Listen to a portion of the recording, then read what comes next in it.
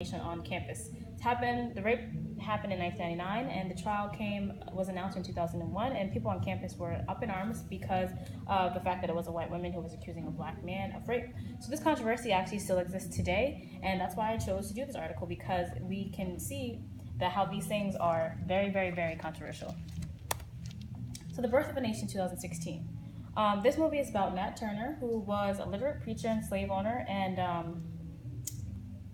a literate preacher and his slave owner asked him to help subdue his slaves through his preaching. And here we have the classic case of the kind of black person who is working side by side with the slave owner.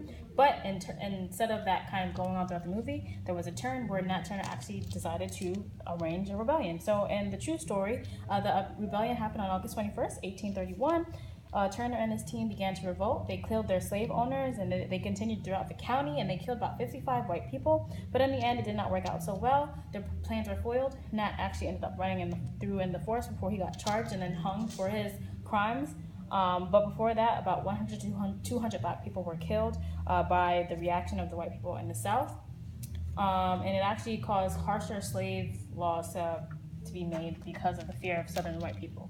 So why is this movie revolutionary? I thought that it was revolutionary for various different reasons. It was made during a time for protests for more black film and black film recognition. So some of you may have heard of Oscars So White, where basically people are standing up for more black representation. Also, it was renamed after The Birth of a Nation, which was a very, very racist film, which we'll get into a little bit later, and that was made in 1915.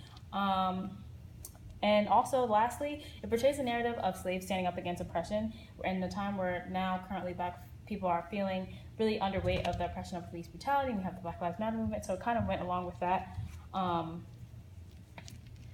So the article, The Whites of Their Eyes, kind of talked about the classic slave narrative, and I want to talk about that because it definitely comes apart in this movie. So the slave narrative of a dependable slave who helps the slave owner, quote, loving and simple childlike way, or the faithful field hand, attached and devoted to his master, was shown in this, in the beginning with Nat Turner being asked to kind of help his slave owner. That happened in real life. But then we also here have the flip side with, quote, devoted and childlike, the slave is also unreliable, unpredictable, and undependable, capable of turning nasty or of plotting in a treacherous way, secretive, cunning, cutthroat, once his master or mistress's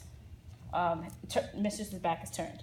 So here, this movie is a perfect case of that, where in real life they actually did plan a rebellion, and I thought that this was still kind of going against the grain of normal slave movies, though, because it put the agency back in the hands of the black people when they fought for their freedom, which people kind of take out of history, and we don't really see many examples of black people fighting back against slavery and against this oppression.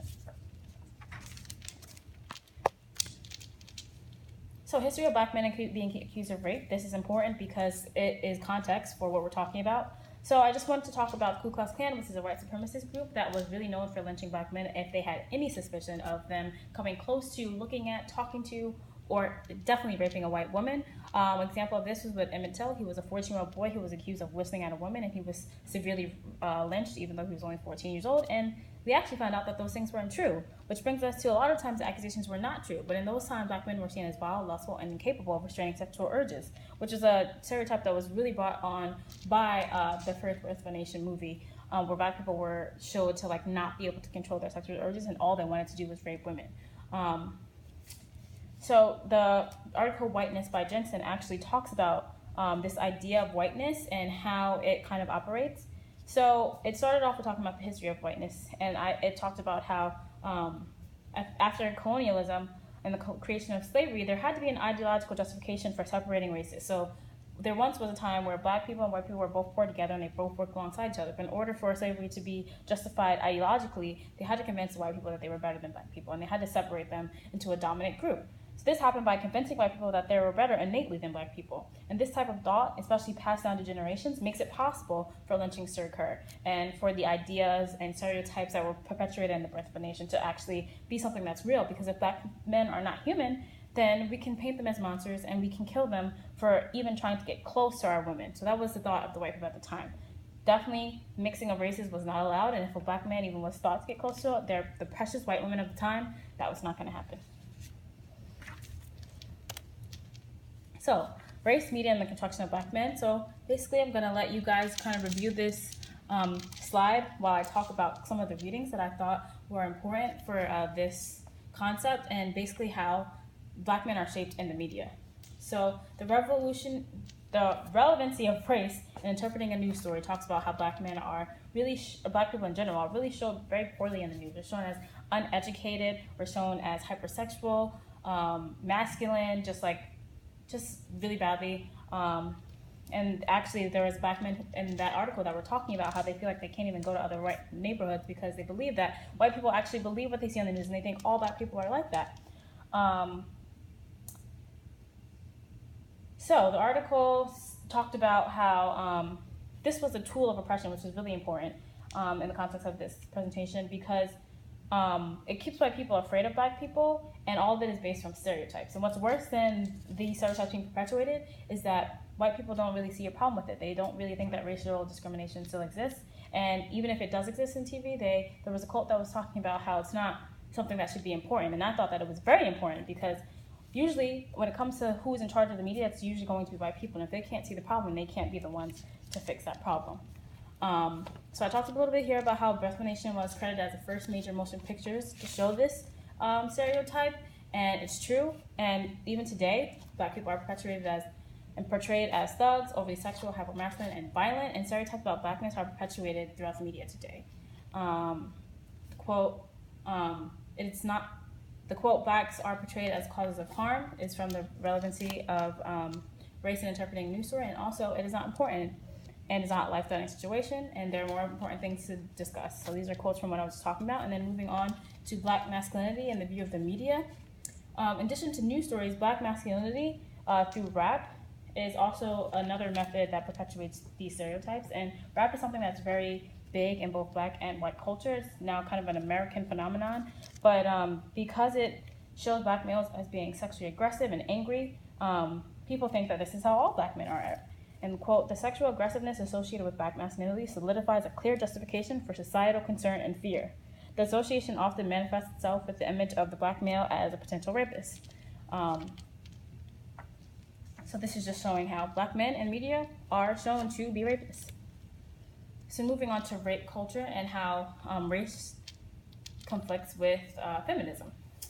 So rape culture in America is a huge problem. It's perpetuated through media, through use of women as sex objects and props, through ratio and frat culture in colleges where a certain amount of women are needed to get into a party. And in recent years, we've gotten better with educating on informed consent, but we still have to think about why rape culture exists. And I believe that it's due to something called toxic masculinity. So in the article, Advertising and the Construction of Violent White Masculinity, it talks about basically what toxic masculinity is, and that's what I got from the reading. So it shows itself in this article through the focus of white males, but I thought that this could happen across race because these ideals also affect black men. And there are a lot of quotes that really fit in with this idea in my presentation on page 262. So when white men, it says, but I believe all men are feeling kind of inadequate, they kind of make up for this by latching on to, quote, big, muscular, violent, and cinematic heroes. Example, males who are experiencing unsettling changes. One area of masculine power remained attainable: physical size and strength, and the ability to use violence successfully. So being big and muscular and buff, and then being able to be violent so that you are a true man, even though you were experiencing some type of downfall in your life. Another quote, real men are physically strong, aggressive, and in control of their work. And also, masculine identity validation is through the use of their body as an instrument of power, dominance, and control. So we can see how this obviously relates to rape culture and how men can take out their power on someone who is less powerful physically, which is women. Lastly, quote, by helping to differentiate masculinity from femininity, images of masculine aggression and violence, including violence against women, afford young males across class, and I believe race, a degree of self-respect and security. So unfortunately, toxic masculinity helps men feel that power through taking violence out on women. Then more specifically,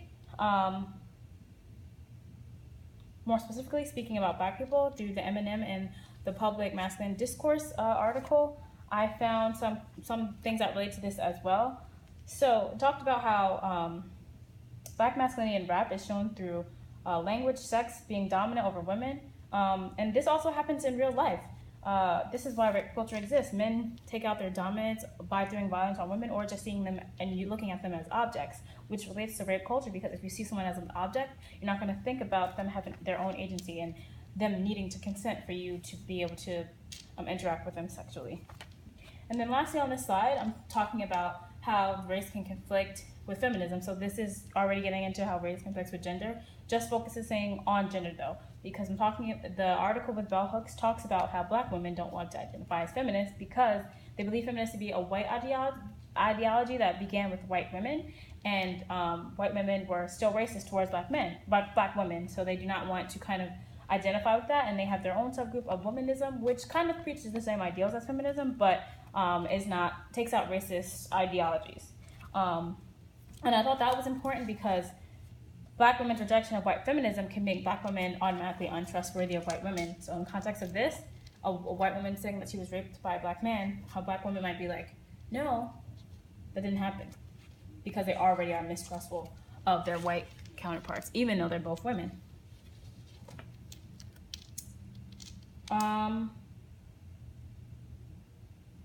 So, can we separate them? Taking into account cultures of toxic masculinity, we still cannot shut down the voices of women who are survivors of sexual assault. Even though race can still be a factor, every race is capable of committing a crime of sexual assault. However, with the history of manipulation on Black men and playing on the stereotypes that we talked about before that are in media and the news throughout history, slavery and colonialism, we also cannot pretend that they don't exist. So here on this slide, I put, what if we just looked at it through gender? We look at Nate Parker's controversy through just lens of gender. We can see it through two different ways. Because Nate Parker is a man and his alleged victim is a woman, he definitely raped her. Or we can't believe what a woman says just because she said it. His word is probably more accurate. And this is playing off the ideals of women are lesser than men and sexism. And then just race. One, Nate Parker did it because he's a Black man and they have a propensity to violence, and that's taking off from the stereotypes that some people might believe about Black people that we talked about earlier. Or this girl is lying because she's white, and Black people constantly want to ruin the chance for success in Black lives. And that also plays upon some of the discrepancies that we talked about earlier. So I said, no, you cannot look at them separately. When looking at either gender or race myopically, we take out the human aspect of each of the parties involved. We fail to realize that each person is still human and their actions can operate outside of the historical implications and societal representations of gender and race. When we consider this, we can determine how each individual in the situation is involved. So we can't just look at it through the idea of that he's Black or she's white or he's a woman and she's a man, because we miss so many other aspects about them as people and about the situation that happened in 1999. So did Nate Parker do it? We cannot know for sure. He was ruled innocent. He claims that the girl did not say no and he thought that their feelings were mutual, but he did invite his friend to come partake and she was intoxicated. So I think that this is an example of lack of sex education and explanation of what consent looks like, also mixed in with the ideas of rape culture and toxic masculinity where men think they just had the right and power and dominance to do whatever they want to women's bodies. And the reason why I chose this in closing is because this is an example of how historical implications of race and gender can cause such a big conflict. For me personally, as a Black woman, I understood it looking through both lenses. I did not want to miss out on seeing a movie that was directed and made for a Black man, especially at this time, by a Black man, about Black people and being strong, especially at this time, just because he was alleged of rape. But then as a woman, I thought this woman who unfortunately did commit suicide probably suffered a lot. And based on the facts, it seems like even if he did not mean to, he did rape her. And as a woman, I cannot support that. So I've heard a range of many different explanations about this from Black men, from Black women, from white women, from just all over. And people are very unsure of how to go about this because it is a slippery slope because of everything that we've talked about with how gender and race, especially on this issue of rape, collide. But for the future, I think that we just need to be able to look at situations sometimes for what they are and not just use our stereotypes to make our decisions for us. And we need to be consumers that are very critique what we're taking in and also who makes it. Thank you very much for listening. Here are my references for race and gender. The end.